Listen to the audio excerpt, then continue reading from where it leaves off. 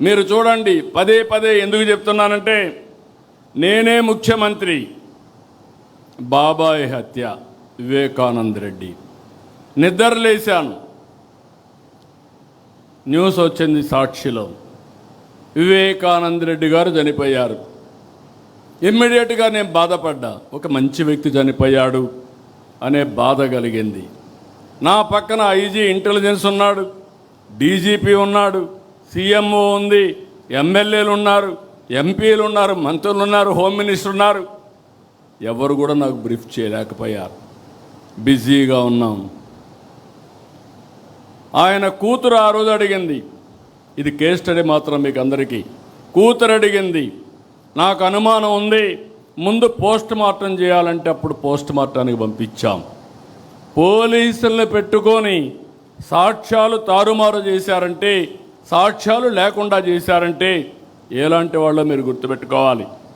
Post మార్టంకి వెళ్తే shocking నిజాలు. గొడ్డలతో తలంతా ఇచ్చేస్తే మొత్తం రక్తం వచ్చి కుట్లేసి అంత్యక్రియలు పంపించే పరిస్థితికి వచ్చారు. రూమ్ అంతా లాగారు, బెడ్రూమ్ అంతా కూడా బెడ్ మార్చలేకపోయారు, కానీ బెడ్ అంతా రక్తం, గోళ్ళంతా రక్తం కడిగారు, కానీ ఆ మరకలు చెడపలేకపోయారు. అక్కడి నుంచి సాయంత్రం డ్రామా మారిపోయింది. ఆ డ్రామాను మీరు చూసే సాయంత్రానికి నా తండ్రి చనిపోయాడు, ఆ రోజు చంపేశారు, ఇప్పుడు ఒకే దిక్కు పెద్ద దిక్కు మా చిన్నాన్న, ఆయన్ని కూడా చంపేశారు, పెద్ద దిక్కు కోల్పోయాను.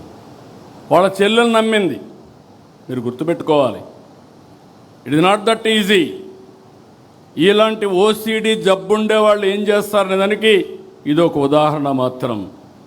నమ్మితే తెల్లవారి నిద్రలేస్తే ఆ రోజు మాట్లాడలేదు, తెల్లవారి నిద్రలేస్తే సాక్షి పేపర్ చూస్తే నా చేతిలో కత్తి పెట్టి నారాసుర రక్త చరిత్రని నా మీద పెట్టేసే పరిస్థితికి వచ్చారు. అదే రోజు మీరు గుర్తుపెట్టుకోవాలి, ఇవన్నీ బయట వస్తాయని కోర్టుకు పోయి, హైకోర్టుకు పోయి స్టే ఆర్డర్ తీసుకొచ్చారు, ఎవ్వరూ మాట్లాడకూడదని గ్యాగ్ ఆర్డర్స్ తీసుకొచ్చారు. అక్కడి నుంచి సానుభూతి పొంది ఎన్నికల్లో గెలిచారు. గెలిచిన తర్వాత వాళ్ళ చెల్లి అడిగితే మరిచిపోమన్నారు. అక్కడి నుంచి ఆ అమ్మాయి రోడ్డు మీద పడి ఇప్పటికి కూడా పోరాడుతూ ఉంది. ఏం చేశారో మీరు అందరూ చూస్తున్నారు. ఇంకా కూడా న్యాయం జరిగే పరిస్థితి కనపడలేదు. ప్రజాస్వామ్య వ్యవస్థలో కొన్ని సమస్యలు ఉంటాయి. ఇదే కాకుండా ఇంకొక పక్కన చూస్తే మనం గవర్నమెంట్లో ఉన్నాం.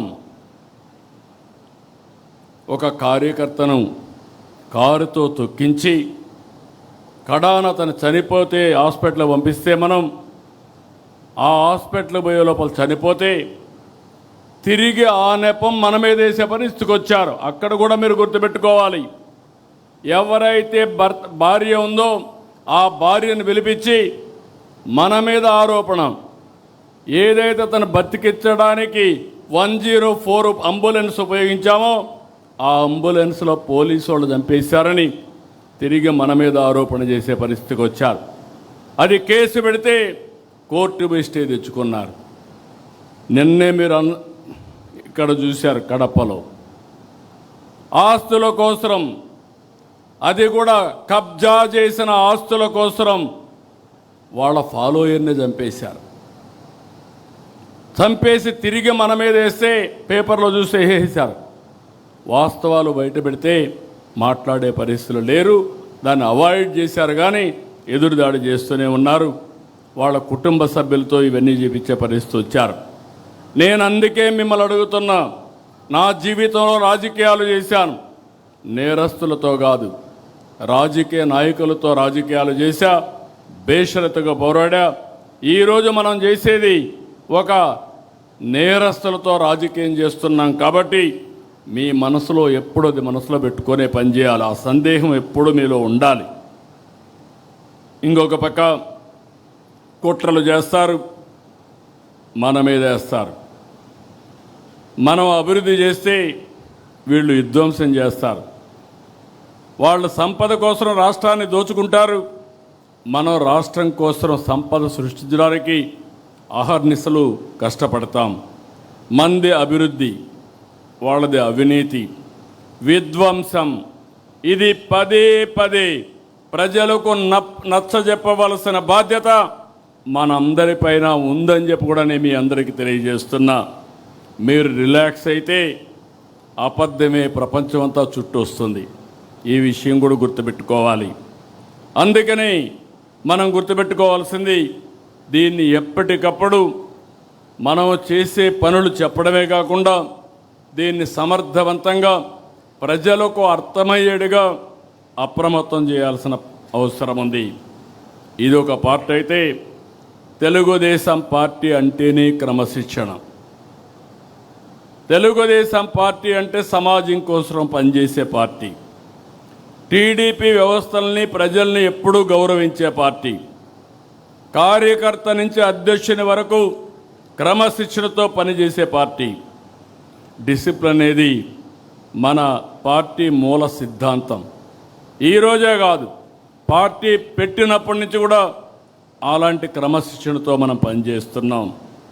ఇంకొక పక్కన మనందరం గుర్తుపెట్టుకోవాల్సింది, ప్రజలతో సౌమ్యంగా ఉండాలి, ప్రజలకు అందుబాటులో ఉండాలి, ప్రజలకు ప్రభుత్వానికి వారధిగా మీరు పనిచేయాలి. మీరు తప్పు చేస్తే పార్టీకి, ప్రభుత్వానికి చెడ్డ పేరు వస్తుంది. ప్రభుత్వంలో ఎవరు తప్పు చేసినా, అధికార యంత్రాంగం తప్పు చేసినా, పార్టీ నాయకత్వం తప్పు చేసినా, నాయకులు తప్పు చేసినా, కార్యకర్తలు తప్పు చేసినా ఆ చెడ్డ పేరు మనకే వస్తుంది. నేను చాలా స్పష్టంగా మిమ్మల్ని అందరినీ కోరుతున్నా, ఈ మధ్య కొన్ని సంఘటనలు జరిగాయి. నేను చాలా బాధపడ్డాను నా జీవితంలో. ఎందుకంటే నేను ఒక యజ్ఞం మారిగా చేస్తే అవతల వాళ్ళు రాక్షసుల మారిగా యజ్ఞాన్ని భంగం చేయాలనుకుంటే, మన వాళ్ళు కూడా సరిగా ప్రవర్తించకపోతే దానివల్ల మనకు నష్టం జరుగుతుంది. అన్నీ ఉండి మనం ముందుకు పోవడం లేదు. నా రాజకీయ జీవితంలో మొట్టమొదటిసారిగా పెను సవాళ్ళని నేను ఎదుర్కొంటున్నా. ఆర్థిక ఇబ్బందులు, కదలలేని పరిస్థితి అన్నీ ఉన్నాయి. కానీ ప్రజలు మాత్రం ఒక మంచి పని చేశారు. అవతల వాళ్లకు ప్రతిపక్ష హోదా ఇవ్వకుండా 94% స్ట్రైక్ రేట్ ఇచ్చారంటే ఇది ఒక చరిత్రని మరొకసారి మీ అందరికీ తెలియజేస్తున్నా. ఇక్కడే మీరు చూస్తే మీలో కూడా ఒక ఆలోచనలు రావాలి. ఈరోజు మనందరం కూడా ఎన్డీఏలో ఉన్నాం. తెలుగుదేశం పార్టీ ఉనికిని కాపాడుకోవాలి, ఎన్డీఏ ఐకమత్యాన్ని కాపాడాలి. అందుకే మీరు వాచ్ చేస్తూ ఉంటారు. నేను కానీ, పవన్ కళ్యాణ్ గారు కానీ ఎక్కడికక్కడ కనపడినప్పుడు, లేకుంటే ఎప్పటికప్పుడు ఆ రిలేషన్స్ మెయింటైన్ చేస్తాం. ఆ మెసేజ్ని రాష్ట్ర ప్రజానీకానికి ఎప్పటికప్పుడు ఇస్తాం. కార్యకర్తలకు, నాయకులకు సంకేతాలు ఇస్తున్నాం. అదే మరి కేంద్రం, మనం ఎన్డీఏలో భాగస్వాములం. ఇక్కడ ఎన్డీఏ ఉంది, ఢిల్లీలో ఎన్డీఏ ఉంది. అందుకే ఏ విధంగా మనం ప్రవర్తించాలనో, మనం ఏ ప్రవర్తన వల్ల కూడా అటు కేంద్రానికి, ఇటు రాష్ట్రానికి చెడ్డ పేరు రాకూడదని అనునిత్యం మనం పనిచేస్తున్నాం. అందుకే ప్రధానమంత్రి గారిని గౌరవించడం, అదే మరి కొండే ఎన్డీఏ పార్టీస్ని ఎక్కడికక్కడ సమన్వయం చేసుకోవడం, ముందుకు పోతున్నాం. ఈ స్ఫూర్తి మంత్రులకు కానీ, జిల్లాల్లో కానీ, గ్రామం వరకు కొనసాగాలి. 2024లో అభ్యర్థులను చూడలేదు, పార్టీలను చూడలేదు. ఎన్డీఏ ఎవరిని సపోర్ట్ చేసి వాళ్లకు బ్లైండ్గా ఓట్లేశారంటే దానికి కారణం ఈ రాష్ట్రాన్ని మళ్ళీ పునర్నిర్మాణం చేసుకోవాలి. అది ఒక్క ఎన్డీఏ వల్లనే సాధ్యం. అది కూడా సిబిఎన్ వల్ల సాధ్యం అనే ఉద్దేశంతో ఆ రోజు ఓట్లేశారు. అది మీరు గుర్తుపెట్టుకోవాలి. రేపు రాబోయే రోజున మళ్ళీ చెప్తున్నా, మీరు చెక్ చేసుకోండి. ఈరోజు 2024లో వచ్చిన ఓట్ల కంటే మీ దగ్గర ఎక్కువ వస్తే మీరు బాగా పనిచేసినట్టు. మళ్ళీ 2024 కంటే ఓట్లు బాగా వచ్చినా, ఎక్కువ వచ్చినా మీ దగ్గర రాకపోతే మీరు ఆ ఓటు బ్యాంకుని కిందికి లాగినట్టు. ఆ విషయం కూడా మీరు గుర్తుపెట్టుకోవాలి. నేను గర్వంగా చెప్పగలుగుతున్నాను, ఈ ఇబ్బందుల్లో పనిచేస్తున్నాం, ఒక నమ్మకం వచ్చింది. అందుకే ముందు కంటే ఇప్పుడు ఎన్నికలు పెడితే దానికంటే ఎక్కువ సీట్లు వస్తాయి తప్ప తక్కువ సీట్లు రావు.